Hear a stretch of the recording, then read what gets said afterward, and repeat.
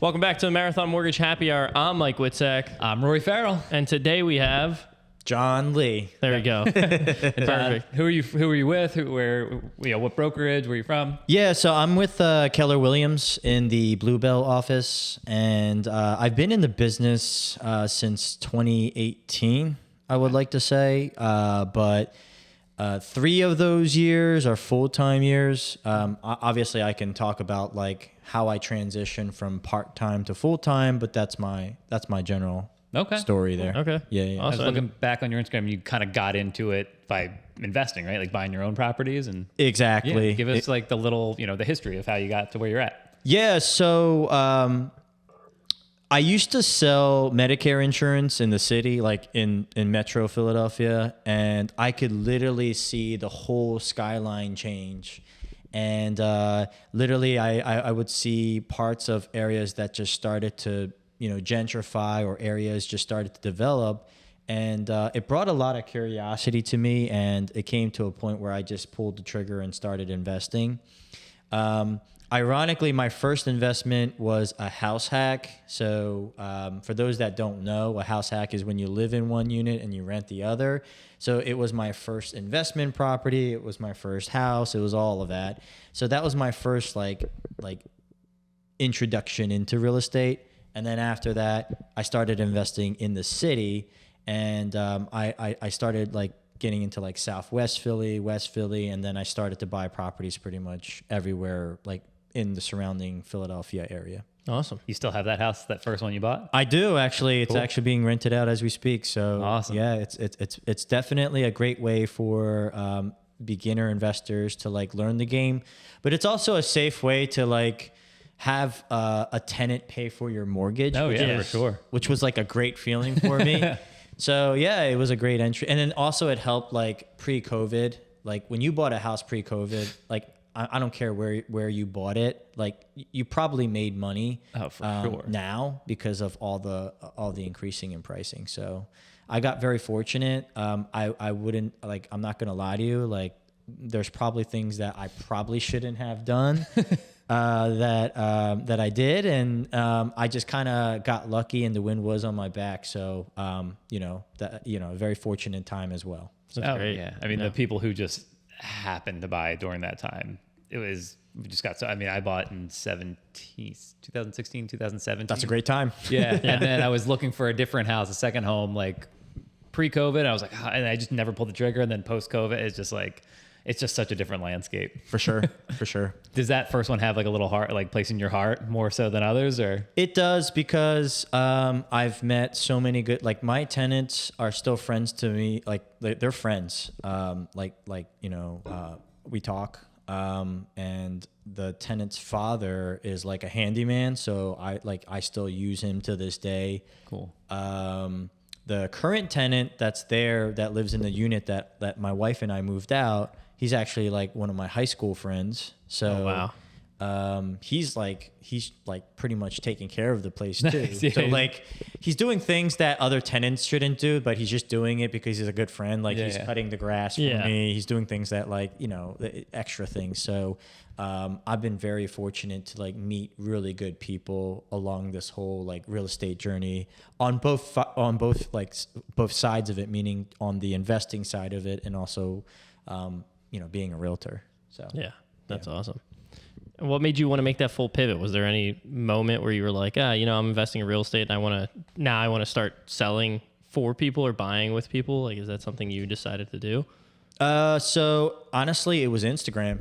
Okay. So I am extremely sphere and centers of influence driven. So what that means, the business itself, it's a very know you, like you, trust you business, right? Definitely. And when you post things on the social media, a lot of the things that I started to post were like before and afters. So like People love those. they love it. Yeah. They love it. So a lot of people start to question, like, oh, John, are you a real estate agent or are you an investor? And I'm just like, I am an investor, but I have my license. Like, what do you need help with? And that was kind of my entry of like starting the business as a realtor. And it just started to like get from one thing to another. And I really started to like get better at it through coaching. So Okay. I started getting coaching through the Tom Ferry organization. Sure, yeah. For those that don't know, it's kind of like I guess it's like the Tony Robbins for realtors. Like it really helps them and motivates them. It gives them a good guideline of helping clients through just the whole real estate process and understanding it, and just understanding how to get more clients too. So I really had a good coach, and I just honestly implemented everything that I was taught. How far into your career, how many years in did you start working with Ferry or the Ferry system? When I went full time that first year, I went all in. Yeah. Yeah, and it's not cheap, guys. It's like it's almost $15,000 a year for me to, Wow. and that's like a big investment, especially for someone. Especially someone early on, right? Exactly. So, I mean, I probably was making, like, when I first started, like, I thought it was a lot, like maybe $60,000, $75,000, like, gross commission. And I was like, this is not bad for part-time, like, Yeah. yeah. And then next thing you know, I went from like 4 million to 8 million, 8 million. I think I'm like 11 or 12 million this past year. So like, yeah, like you see the progression. Oh yeah. And, it really, like, coaching helps. Yeah, the proof is in the pudding, Yeah. right? It's like, and it's probably a combination of multiple different things, but how much does that coaching influence you wanting to do this or that? And like, it's probably all little pieces of the pie that work towards, the greater good. Yep. And the focus of it was extremely important to me as well. As an entrepreneur, right? Like someone that can come up with a million different kinds of ideas. Like we can always get caught up in the next shiny object, right? And I was kind of in that phase in the beginning. Like I was thinking about buying businesses at one point. I was thinking about like all these other kinds of things that I wanted to do, like online businesses, dropshipping. Like there's all things that I, was looking into. But there is a Chinese proverb. It says that the man who tries to catch two rabbits, they end up catching none, right? So like that's one thing that by Gary Keller, by the way, that's a book. It's a great book. Helped me realize that I need to focus on the things and double down on things that I'm already have traction on, which is real estate related things. That's me being a realtor and me also being a real estate investor. Master, yeah. Cool. Killer. That's Yeah. awesome. Yeah. I was gonna say, go back. He's got a couple investment properties, and just going back to yeah. having your buddy as a renter. Realtor or renter? Rent- Oh, his you're buddies saying who's- his buddy. Yeah. Like yeah. how invaluable that is, Mike. Can you imagine if one of your buddies was doing Oh, your yeah. lawn for you? And, Well, that's like the tenants in my first house. Actually, I went to middle school and elementary school with the kid that rents that house now. So I've known him almost my whole life, and they're like a blessing to have in there. Yeah. They only call me when they really need me or if Right. something's wrong with the house, and I ask them to because I'm like, don't let it just keep getting worse. Please call me and let me know if something's wrong. But they don't bother me unless it's really something they need help with, and they just mind their own business. They always pay on time, and they're great. So it's a huge. I get what you're saying about being friends with your tenants for sure. And where do you live now? So right now I live in Eagleville, like that Norristown area. Oh, yeah. And the reason I moved out is because I became a father. Congratulations. And the one unit that we were living in was literally one bedroom. So we need now. what's wrong with that with a newborn? We could have, looking back for a at it little now, bit. I think we could have made it work. And I still think even now we still could have made it work. But I think the biggest catalyst for us moving was that I was moving into my in-laws who were going to help us with, Gotcha. with the baby. So again, that's another blessing in itself. But we're really excited because I'm moving actually again in August to Chalfont. So Okay. I'll be in like a new construction townhome. Awesome. Okay, cool. So I'm super excited because after all this time from like 2018, I've lived I lived at my parents' house like right before I got married, right? While that our first home was being built, my wife and I lived at my parents' house for a bit. Yeah, I've been there too. Yeah. So then now I'm living at a house, but technically I have a tenant. So then, you know what I mean? And then you live with your in-laws. So this is the first time where I feel like I'm getting quote unquote the independence of Yeah. like buying your own house. So Yeah. it's going to be very exciting. I was kind of excited just thinking about it, like driving here. So that's awesome, I'm glad man. that you guys asked. And it's a great area too. I live up in Doylestown, like that Right. kind of Central Bucks area. Like it's there's just a lot to do there, especially with young kids. So Yep. How old? Boy or girl? He's a boy. His name's Jordan. He's 20 months old. So yeah, like I'm super excited for our family. And don't get me wrong, we are extremely like fortunate to have. We're very fortunate to have involved parents, like my Definitely. in-laws. So they literally watch Jordan like while I'm working. So and again, I typically work if I'm not on an appointment, I'm actually in the office. So they are literally around the clock working. And Jen also works. She works from home, but it's not like one of those kick the mouse type of jobs. Like you're just like watching the like it's literally she like if I ever like check on her, she's always like working. So. Very Like, are you working? You guys are kind of in the same boat, actually. You have a very similar. Yeah. My wife works Life. from home full time and has for a long time. Okay. I mean, if I go quote unquote check on her, just hey babe, you need a coffee? She looks at me. She's like now's not a good time. Yeah, Like, don't bother mess me. with me. Yeah. So it's good that I mean, there have been times of my career where I've worked from home, obviously during COVID, and then with kids, oftentimes you're like, hey, I got to work from home in the morning so I can drop them off at the doctor's appointment, whatever. So like there are times where I work from home, but it's Right. better that she's there and I'm here. And we talked about this a little bit off air, but like how important it is to be in an office. Oh, yeah. Oh yeah. And I don't know if that's industry related or personality related. It sounds like you have the same personality as us, where like you're much more successful and driven and focused when you're in an office.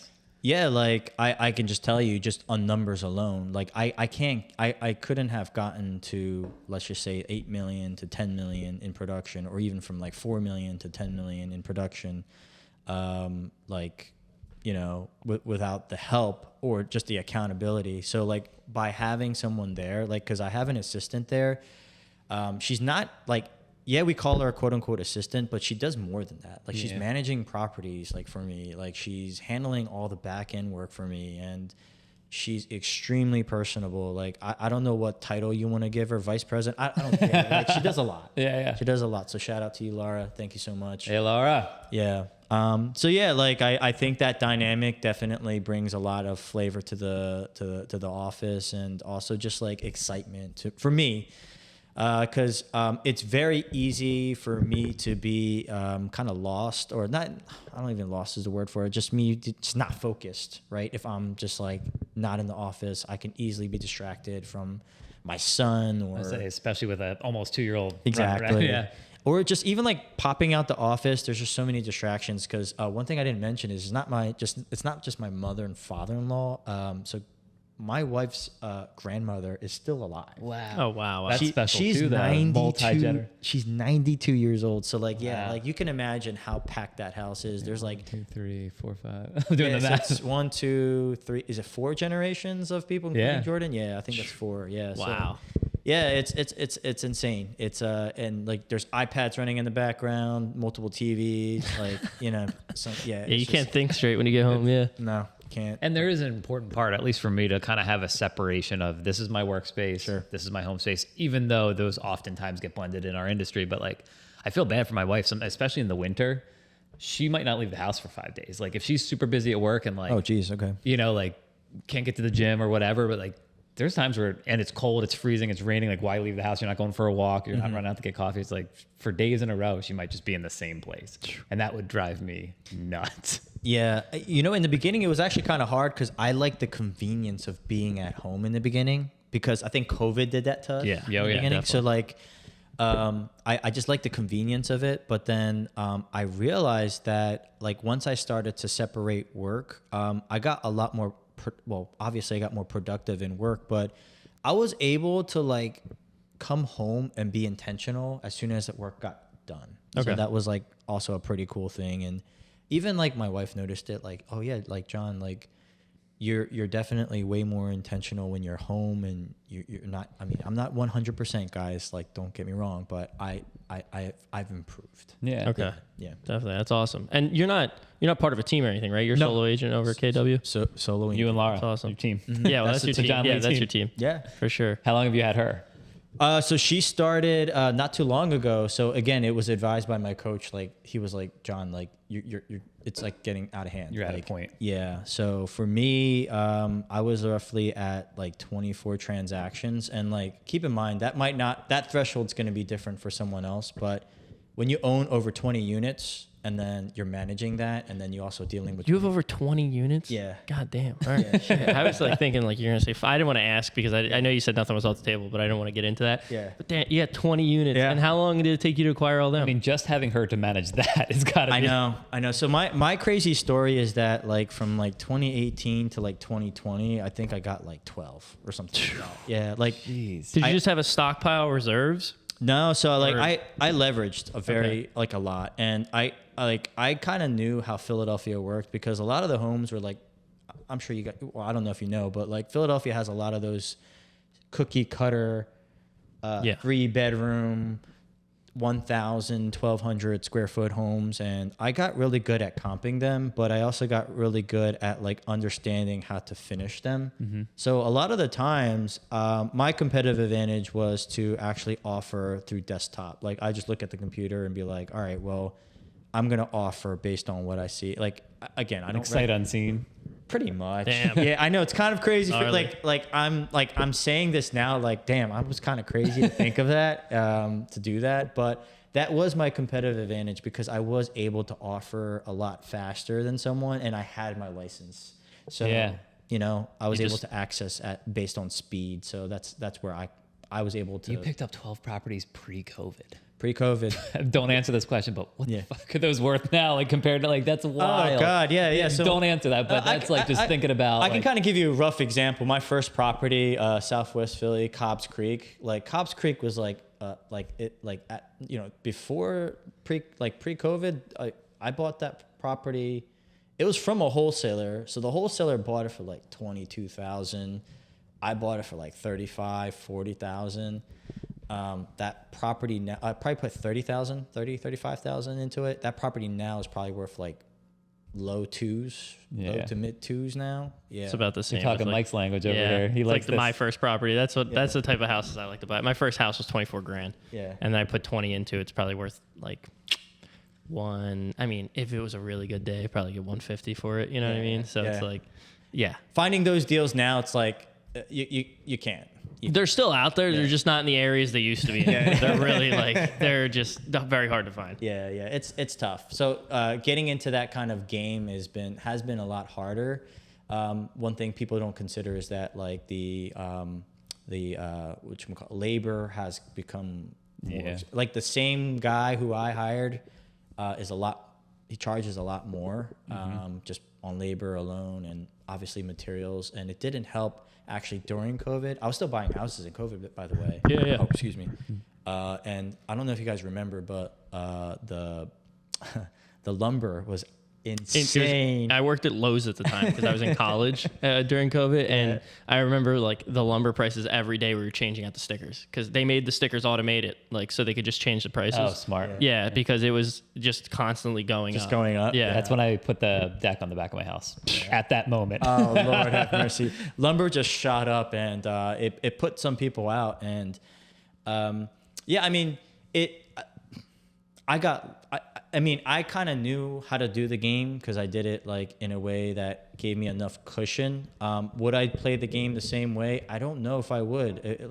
Looking back at it now, I kind of made some like very risky decisions, and it worked out. Like I don't think you want to do that now just because we're kind of in an uncertain market right now. But I mean, very fortunate. you made risky decisions and it worked out, so you look really good. You know what I mean? It looks good. But if it didn't work out, we'd be like, damn, what an idiot. You know what I mean? Yeah, Like, and it's that's the thing. That's how it works. I think on the outside, a lot of people look at me and they look at like my Instagram profile or something, and they're like, God, this guy's doing so well for himself. But part of that was like I decided to take chances, and I was just in a different place because if I was a father then, I don't know if I would make the same. I was just gonna say, like, yeah. having less responsibility. Like we talk about all the time with Mike. Like now's the time to take risks. Now's the hell time yeah. to like get into an industry Yeah. that might be a little uncertain and like grow and Yeah, like this industry. That's what I'm Yeah, saying. You yeah. know, like, and I wouldn't have done this now Sure. that I have a 7 and a 4-year-old. Like, it's just way different. You weigh things differently. And like, Mike, how old are you?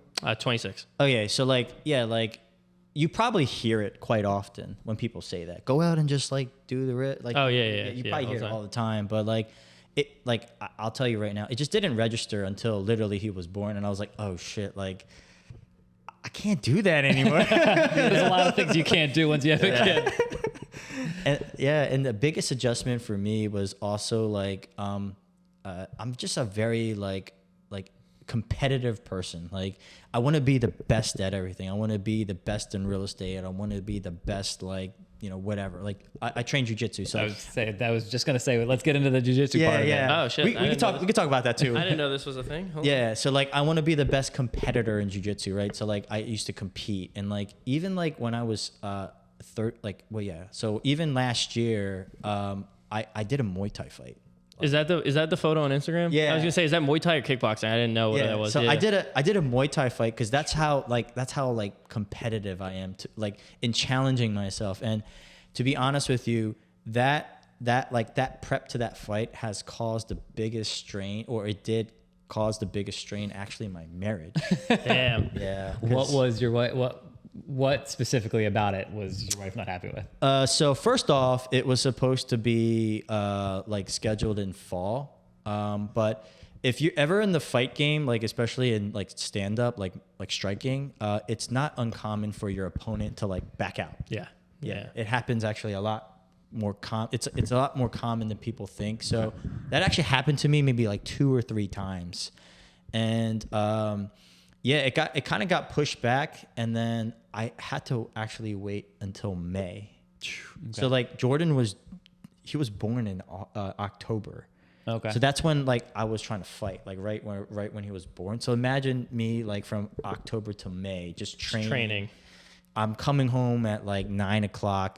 Jen and the baby are sleeping. I'm not seeing them. Like, Yep. You know, I'm coming from work and then work to gym home late, and then it's just like You're probably exhausted. A lot of the dudes I know that like train Ironman or train for Ironmans or train for fightings, they always say like it's one of the most selfish things you could do because you're constantly training and you're never at home with your family, and that's why a lot of pro people like just have to either bring their family with them or they just kiss them goodbye and say I got to go away for a couple months.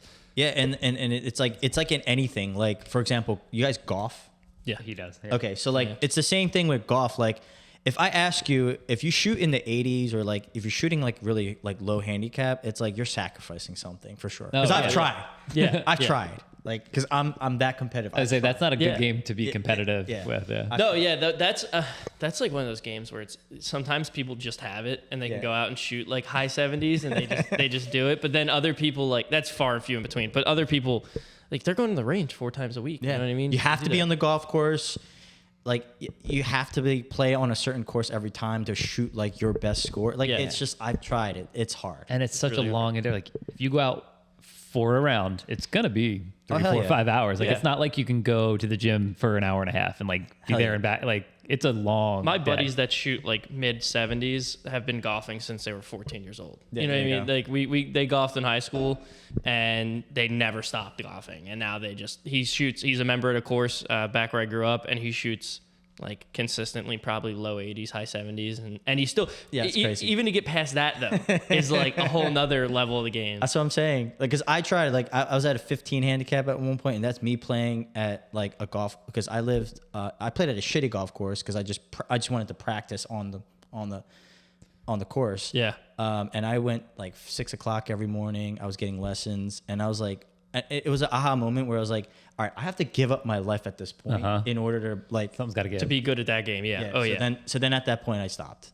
Yeah, I'm golfing Now- this weekend with a guy that shoots like 80 at his course, and I'm just like, oh my god, why did I sign up for this? Can I'm not gonna go you? off. So being as competitive as you are, and having that experience in Yeah. golf, like, can you just go out and have fun now? Yes, You can. I So look that's at like it. the sweet spot.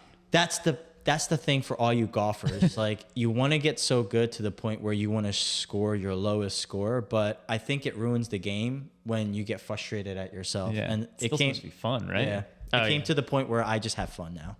I'm in the same boat. I can go out and shoot like mid 90s on a decent day, and it's like I'm just going out and drinking with my buddies. Like I don't care if I go over 100. I'm just having fun. Like it is what it is. Yep. And the last 2 times I went golfing, didn't lose a single ball. So That's a win. That's a huge one. That's a win. It's a huge one. Especially how expensive golf balls are getting. Oh So, yeah. So Yeah. that's a huge one. Yeah. What belt are you? I am a purple belt. Hell, I've dude, been- that's awesome. Yeah, I've been a purple belt for actually quite some time. So I've probably been training for at least 8 years, maybe longer. I'm gonna say you've been training for a while. For Yeah. purple belt. Yeah. So I've been training for a while, but yeah, part of that is I made a couple changes. So when I moved, I like for convenience of like obviously the kid, like I have to switch gyms too. I was gonna say, what Yeah. gym did you train at in Philly? So I didn't train in Philly. I actually trained in Jenkintown. So Okay. Jenkintown, I started off at United Arts. Mm-hmm. So I was training there, BJJ United. That's what it was called. And then from there, oh, hold on, let me go back because I got to give credit where it's due.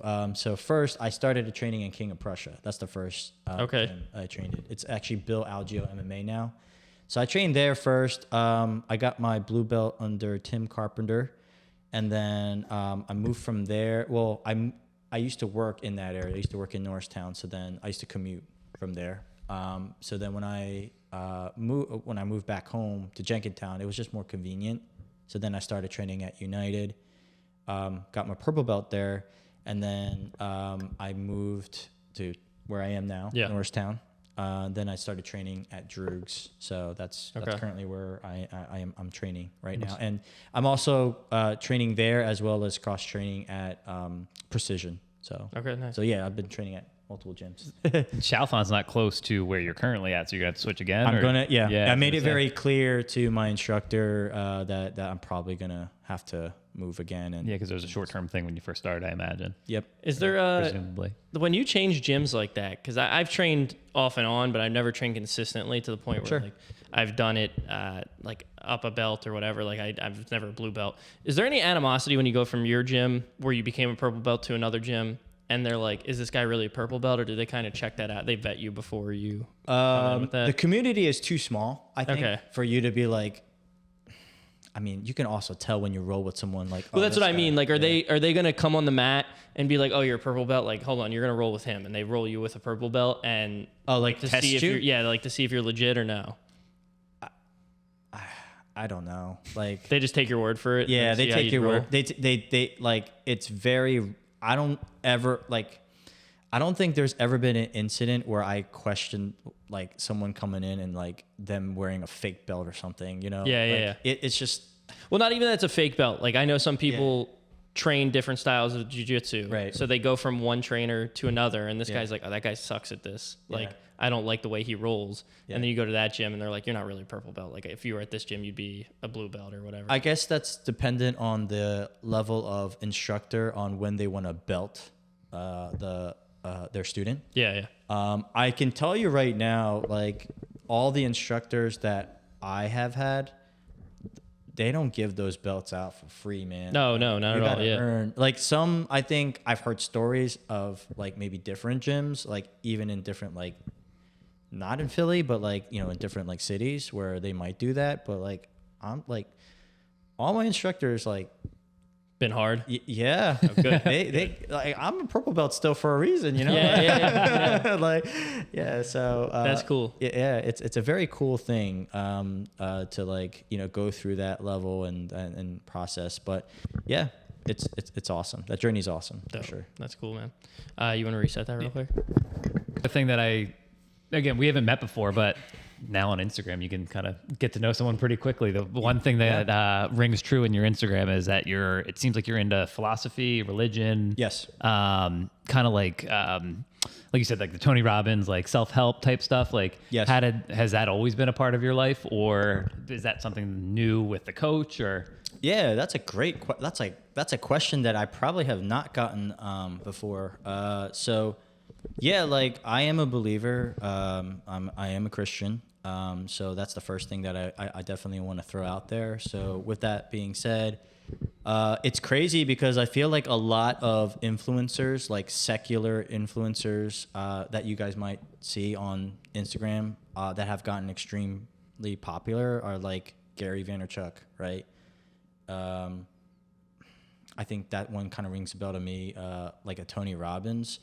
they kind of implement a lot of the things that I learned in the church. Oh, And, interesting. Yeah, it's kind of weird because it's like it almost like overlaps with each other. I think Gary Vee, for example, talks a lot about being empathetic, right? High level of empathy, and a lot of those things kind of overlapped. And I think that's what like drew me into those influencers. And I think also what the church needs to realize is that vice versa. Like there's a lot of things that you can learn from the secular standpoint that you can implement in the church. So I just try to be open-minded on both aspects of it, from the religious standpoint as well as from like the worldly standpoint, if that makes any sense. Yeah. And I don't even know if I answered your question. But No, it just no. Yeah. I mean, you did. It was Okay.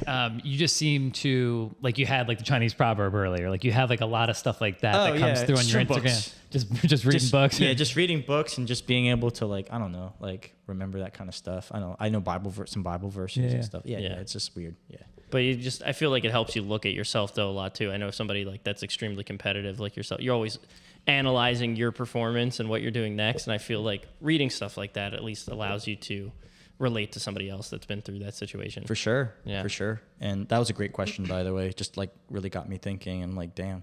Yeah. There you go. I'm a job, really Roy. good interviewer. It's only taken us 2.5 years of making podcasts. I killed it. Yeah. But no, it is interesting though, like how much you can kind of learn about someone in a short amount of time Yeah. on their Instagram if they have a good Instagram and they're kind of like being authentic and true to themselves, which yours is. It seems like at I least. try.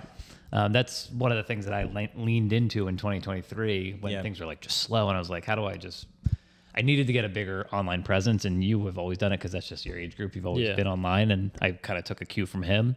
And I'm like, you know what? The stuff that I gravitate towards from people that I follow is the stuff that's like real. You know what I mean? And whether that means, you know, their day-to-day stuff or whatever, but anything that's like overly curated or 100% curated and produced and stuff like that, I don't love as much. I like having that in there, but also like getting to know you, truly you, Yeah. makes me feel more connected to you, even though we never met. Yeah, yeah, and that's like a big reason why I did my podcast is because one, like I think because I'm so sphere driven and community driven, like if I put someone on the table, there's a good chance that that person might know that person from another person from another person. Sure. Yeah. Yeah. If that makes any sense. So I really try to curate it for like my community, if that makes any sense. So a couple things that I really take pride on.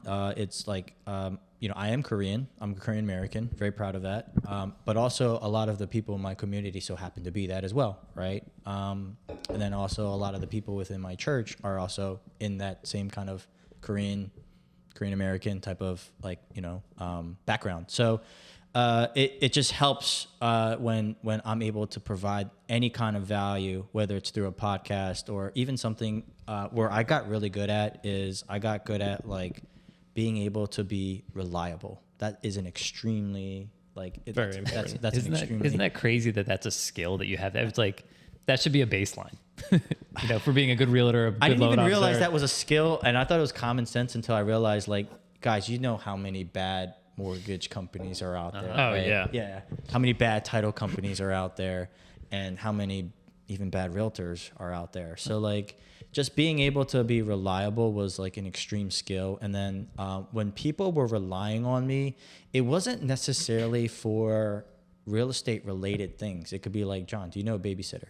Or like, John, like who's your dentist? Like, Yeah. who's your doctor? Or like, John, like the most common question is contractors. I get that all the time. Sure, but yeah. like there's things that they also have asked, like, hey John, like, do you know like a Korean Sunday school like teacher? Or like, you know, I'm just making that up. but, Whatever like, it is, yeah. it can be anything, and if I was able to give a good reference, that made me put them on front of mind. So Yeah. that's the whole thing about this business, and I'm sure you guys know that because here we are doing this podcast, Yeah. right?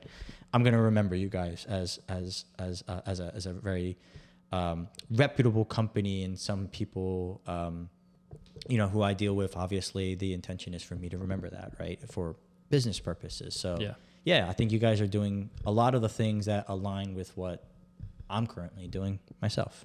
Yeah. 100%. Yeah. No, yeah. I'm glad Tom asked you to come on too, because I feel like the more we talk, the more we relate to a lot of Yeah, of things we do. It's It's cool. been fun. For sure. Two things I want to touch on. You got something? No. Two things I want to touch on. Actually, I should ask you this. is there anything that you want to touch on? Anything you're excited about? Anything that, from 2025 moving forward that you're proud of or excited about, or investments that you have coming up other than buying your own place?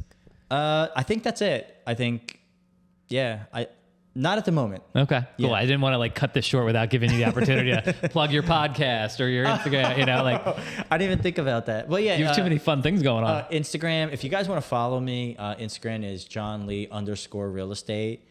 I have LinkedIn. I do also have TikTok. That's the same thing, JohnLee_real estate. Facebook, John Lee. Oh, there's a lot of John Lee. So you're gonna have to you're gonna have to search John Lee on went to Cheltenham High School.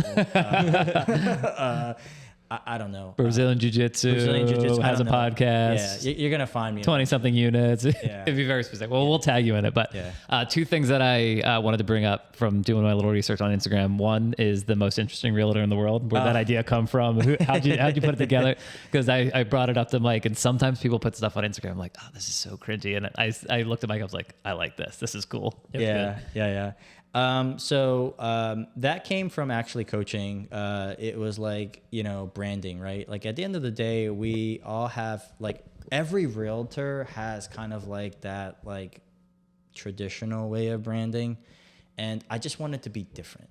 Yeah. And it was either you're gonna like it or you're not, right? And if you're not gonna like it, most likely we're probably not gonna be able to work together anyway, so it kind of filters anyway, regardless. Yeah, sure. And if you liked it, great. Then obviously it's doing its job. So just for the listeners, the actual commercial is off of the Dos Equis commercial of the most interesting man, but I just took the spin off of it and most interesting realtor. That one was such a fun video because do you guys ever watch? You guys know who Lil Dicky is? Yeah, Of course. Yeah. Okay. All right. So Lil Dicky has that money, the Save That Money. Money music video, and he That music video is one of the most epic music videos. Yeah. So stop what you're doing right now and look up that music video. So the premise of that music video is that he goes to all these places to ask hey, can I shoot this for free? And I'll give you a plug into my music video, whatever. He goes into a mansion. Obviously, he asked that old lady hey, can I shoot the music video? And She was does. so sweet. She's like, I don't know what's going on. She had no idea what's going on. Right. So I kind of did that. I was like, guys, I don't have this kind of budget to do a crazy video. So I used my friend's MMA gym, right? Jergs, right? Yeah. All the extras there are from my friends. Yeah. Yeah. And then Where'd you shoot pool? the pool was at the guy who produced that video. It's his grandfather. So it's his house. Yeah. So you're just going into this Yeah, guy's house. he had a friend who had a nice car. I was say, who's got the car? What friend car had- was it? the Jaguar. Yeah, I would say Yeah. Mike would know. Yeah, it was a green. I don't even know what kind of car it was, but yeah, his friend had that car, and the crazy thing about the car didn't start. They had to push the car to make it look like it was moving. That's awesome. Yeah, and again, that was a friend's house.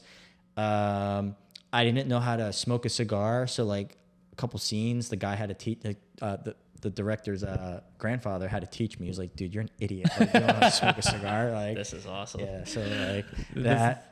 The bar was at Molly McGuire's. Okay. Yeah. So again, my friend owns that. Again, most of the people are from the gym.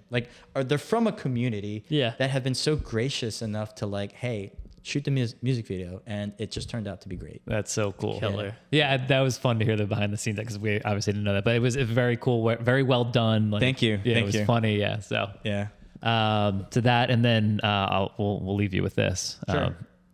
D'Alessandro's, what do you think? Oh God. And how much hate did you get? So What is the premise? He behind this? put something on his. I literally his posted it Facebook. today, and I didn't think I was. Oh, is that today? I posted it today. So I posted a reel hey, D'Alessandro's is overrated. Okay. More or less. Yeah. Yeah. Fair enough. So By the way, I agree with you. Okay. Is it? I don't know. I think it is. I mean, Talking about the place in Manioc, right? yeah, Yeah. yeah, right, yeah. Yeah. It's like, okay. It's okay. We've been Yeah, there before. Overrated's a good way to put Yeah. it. Yeah. Yeah, like I thought it was okay. I thought it was a bit too cheesy, in my opinion. I mean, cheesesteak, right? Whatever. But like, I've had better, and surprisingly, most people have agreed so far. So I have never had anyone so far come back to me like, John, you're a moron. You don't know what you're talking about. But then again, I that's how I just try to provide engagement in general, because I do it outside of real estate, right? I like, hey, here's this restaurant that I went to. I'll tell you how it is. If you want to go, you can. If not, Yeah, content. Yeah. Right. Yep. But as long as you're honest about it, because I mean, it would be so easy to be like, this place is the best. Check out D'Alessandro, because that's what everyone, Right. that's the folklore of it. So, right. Damn, you guys did your homework. Yeah. yeah, He did. like I said on Instagram, it doesn't take much, but especially when you're putting out content that's Yeah. interesting, like it was easy to scroll through and like kind of get to know you well. So, I appreciate that. yeah, well done. Awesome. Yeah. All right, cool. Well, good. Well, congratulations with the baby. Good luck with the house. Thank you. And yeah, hope to see you more around town and across the table. Yeah. Thanks, guys. Yeah, man. Thank you. Thanks for coming on. We appreciate it. Kamsahamnida. Oh, come some. Hey, there you go. All right. Pieces. Happy Friday. Thanks. Happy Friday. All right. See ya.